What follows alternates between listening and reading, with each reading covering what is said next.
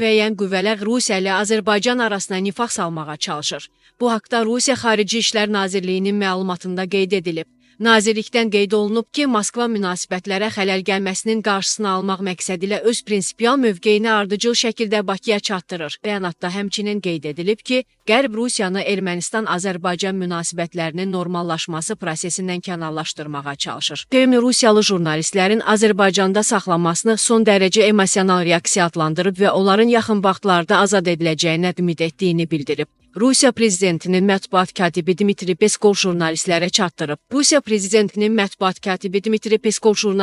çatdırıb. Əlbəttə, jurnalistlərimizin saxlanması ilə bağlı məlumatı diqqətlə izləyirik. Ümid edirik ki, yaxın zamanda Azərbaycan tərəfi ilə birbaşa təmaslar vasitəsilə onların azadlığa buraxılmasını təmin edə biləcəyik. Peskov bildirib ki, söhbət konkret olaraq jurnalistlərdən gedir. Media nümayəndələrinə qarşı bu cür tədbirlər ümumi qəbul olunmuş qayda və normalara və təbii ki, Rusiya-Azərbaycan münasibətlərinin ruhuna və xarakterinə uyğun gəlmir. Kreml sözçüsü əlavə edib. Ümid edirik ki, bu hədsiz emosional reaksiya birbaşa ünsiyyətlə əvəzlənəcək və bu vaxt bütün suallara cavab veriləcək.